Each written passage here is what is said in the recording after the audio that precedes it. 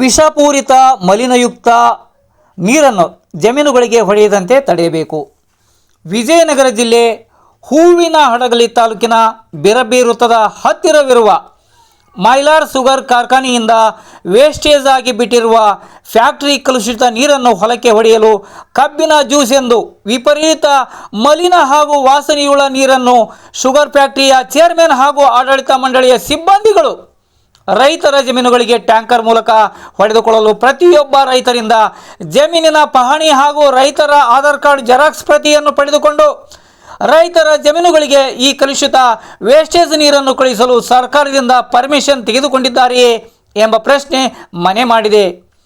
ಅಧಿಕಾರಿಗಳೇ, ಇಂಥ ವಿಷಯವನ್ನು ಖಂಡಿಸಿ ನ್ಯಾಯ ಕೊಡಿಸಬೇಕು ಎಂಬ ನಿಟ್ಟಿನಲ್ಲಿ ಸಿಡಿದೆದ್ದ ಮೃತ್ಯುಂಜಯ ಕನ್ನಡ ನ್ಯೂಸ್ ಚಾನಲ್ ವರದಿಯಾಗಿದೆ. ಕಳೆದ 2 ತಿಂಗಳ ಹಿಂದೆ ತಹಸೀಲ್ದಾರ್ ಅವರಿಗೆ ಕರೆ ಮೂಲಕ ಸಂಪರ್ಕಿಸಿ ಈ ರೀತಿ ಶುಗರ್ ಫ್ಯಾಕ್ಟರಿಯವರು ರೈತರನ್ನು ವಂಚಿಸಿ ಇಂತಹ ಕಲುಷಿತ ಮಲಿನಯುಕ್ತ ವಿಪರೀತ ವಾಸನೆಯುಳ್ಳ ನೀರನ್ನು ಟ್ಯಾಂಕರ್ ಮೂಲಕ ಜಮೀನುಗಳಿಗೆ ರೈತರು ಹೊಡೆದುಕೊಳ್ಳಲು ತಾವುಗಳು ಪರ್ಮಿಷನ್ ನೀಡಿರುವಿರೇ ಅಥವಾ ತಮ್ಮಲ್ಲಿ ಶುಗರ್ ಫ್ಯಾಕ್ಟರಿಯವರು ಅಧಿಕಾರಿಗಳಿಂದ ಪರ್ಮಿಷನ್ ಪಡೆದಿದ್ದಾರೆಯೇ ಎಂದು ಕೇಳಿದಾಗ ತಹಸೀಲ್ದಾರ್ ಅವರು ಯಾವುದೇ ರೀತಿಯ ಪರ್ಮಿಷನ್ ತೆಗೆದುಕೊಂಡಿಲ್ಲ ಎಂದರು. ಹಾಗೆಯೇ ತಾಲೂಕು ಪಂಚಾಯಿತಿ ಕಾರ್ಯನಿರ್ವಾಹಕ ಅಧಿಕಾರಿಗಳನ್ನು ಕೇಳಿದಾಗ ಪರ್ಮಿಷನ್ ಪಡೆದುಕೊಂಡಿಲ್ಲ ಎಂದರು. ಹಾಗೆಯೇ ತಾವುಗಳು ತಾಲೂಕು ಪಂಚಾಯಿತಿಗೆ ಮನವಿ ಸಲ್ಲಿಸಿದರೆ ಈ ರೀತಿ ಕಬ್ಬಿನ ಜ್ಯೂಸ್ ಎಂದು ಕೊಡುವ ಮಲಿನಯುಕ್ತ ನೀರನ್ನು ಕೊಡದಂತೆ ತಾಲೂಕು ಪಂಚಾಯಿತಿಯಿಂದ ಬಂದ್ ಮಾಡಿಸಲು ನೋಟಿಸ್ ನೀಡುತ್ತೇನೆ ಎಂದರು.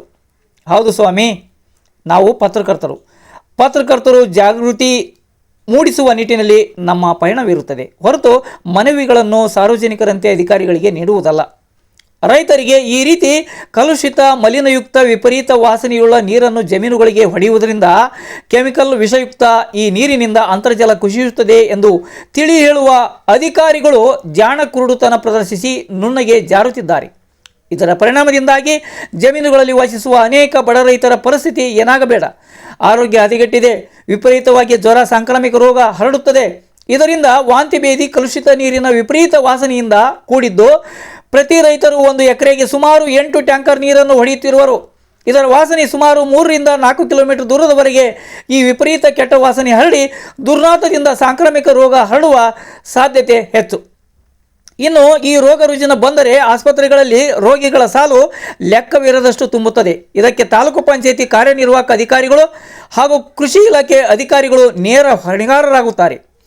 ಈ ಕೂಡಲೇ ಸಂಬಂಧಿಸಿದ ಅಧಿಕಾರಿಗಳು ಸಾರ್ವಜನಿಕರ ಹಿತದೃಷ್ಟಿಯಿಂದ ಈ ವಿಪರೀತ ವಿಷಪೂರಿತ ಮಲಿನಯುಕ್ತ ಕಲುಷಿತ ನೀರನ್ನು ಟ್ಯಾಂಕರ್ ಮೂಲಕ ತುಂಬಿಸಿ ರೈತರ ಜಮೀನುಗಳಿಗೆ ಕೊಡುವ ಈ ಫ್ಯಾಕ್ಟರಿಯವರ ದುರ್ವರ್ತನೆಗೆ ಕಡಿವಾಣ ಹಾಕಬೇಕು.